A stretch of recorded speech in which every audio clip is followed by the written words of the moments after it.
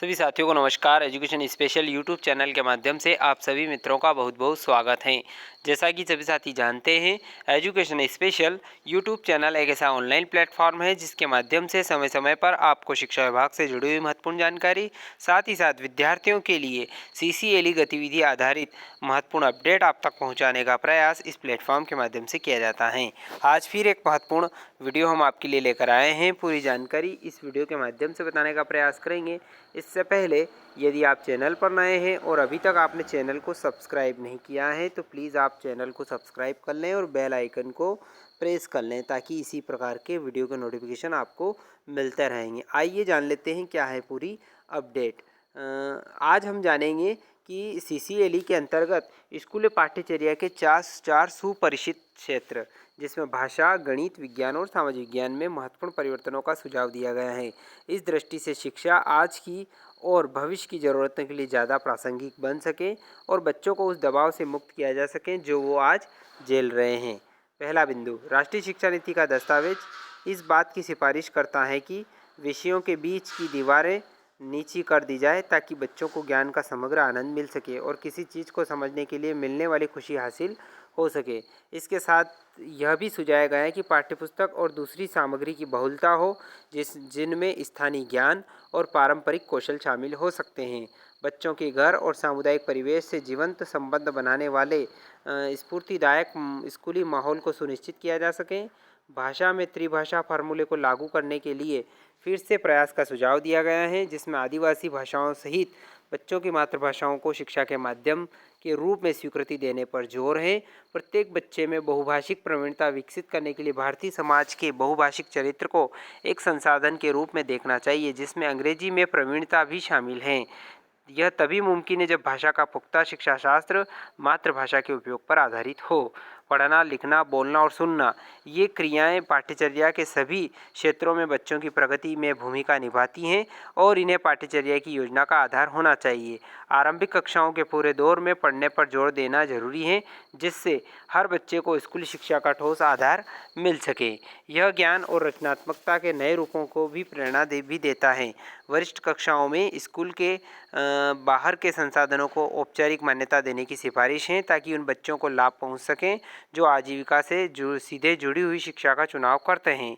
School के बाहर की आजीविका संस्थाओं को औपचारिक मान्यता की ज़रूरत है जिससे वे बच्चों को ऐसा स्थान उपलब्ध करवाएं जहां बच्चे औजारों और दूसरे साधनों से काम करें। दस्तकारियों के मानचित्रीकरण की सिफारिश की गई है जिससे उन इलाकों की पहचान की जा सके जहां बच्चों को स्थानीय कारीगरों के सहारे दस्तकारियों में प्रशिक्षण दिया जा सकता है। हर स्तर पर विषय के रूप में कला को जगह दिए जाने की सिफारिश की गई है जिसमें गायन, नृत्य, दृश्य कलाएँ और नाटक चारों पहलू शामिल हैं। यहाँ भी जोर परस्पर क्रियात्मक गतिविधियों पर होना चाहिए न कि प्रशिक्षण पर, क्योंकि कला शिक्षण का उद्देश्य सौंदर्यात्मक और वैयक्तिक चेतना को प्रोत्साहित करता है। विविध रूपों में खुद को व्यक्त करने की क्षमता को बढ़ावा देना है। भारतीय पारंपरिक दस्तकारियाँ आर्थिक और सौंदर्य परक मूल्यों के अर्थ में स्कूली शिक्षा के लिए प्रासंगिक और महत्वपूर्ण है। यह तथ्य जानना पहचाना जाना चाहिए। स्कूलों में बच्चों की कामयाबी उनके पोषण, सुनियोजित शारीरिक गतिविधि के कार्यक्रमों पर निर्भर होती हैं। इसलिए जरूरी संसाधनों और स्कूल के समय को मध्याह्न भोजन कार्यक्रम को सुदृढ़ बनाने में लगाना चाहिए। यह सुनिश्चित करने के लिए विशेष प्रयासों की जरूरत भी होगी। स्वास्थ्य और शारीरिक शिक्षा के कार्यक्रमों में शाला पूर्व अवस्था से लेकर आगे तक लड़कों की तरह ही लड़कियों को भी उतना ही ध्यान दिया जाना चाहिए। इसके अलावा पाठ्यचर्या को नवीकृत करने के लिए सबसे जरूरी व्यवस्थागत कदम होगा परीक्षाओं में सुधार, जिसमें खासकर 10वीं और 12वीं में बच्चों तथा माता पिता पर बढ़ते मनोवैज्ञानिक दबाव की गहराती समस्याओं का कोई समाधान निकाला जा सके। इसके लिए विशेष जो कदम उठाने जरूरी हैं वे प्रश्न पत्र के स्वरूप का पूरा परिवर्तन, जिसमें तर्क शक्ति, रचनात्मक क्षमताओं को आकलन का आधार बनाया जाए न कि रटने की क्षमता को। साथ ही पारदर्शिता और आंतरिक आकलन को बढ़ावा देते हुए परीक्षाओं को कक्षा की गतिविधियों से भी जोड़ने की जरूरत है।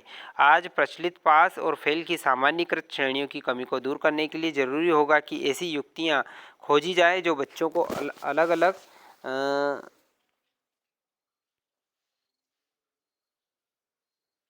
स्तर की उपलब्धियों का विकल्प देने को प्रेरित करें। बोर्ड पूर्व परीक्षाओं पर अतिरिक्त जोर को भी हतोत्साहित किए जाने की जरूरत है। मध्य प्रदेश शासन के आदेश क्रमांक एफ 44/19/2016 22 भोपाल दिनांक 26 अगस्त 2016 के अनुक्रम में बाल सभा आधारित सतत एवं व्यापक गतिविधियों पर आधारित मूल्यांकन व्यवस्था का संचालन किया जा रहा है, जिसे सामान्यतः सतत एवं व्यापक अधिगम मूल्यांकन नाम से जाना गया है।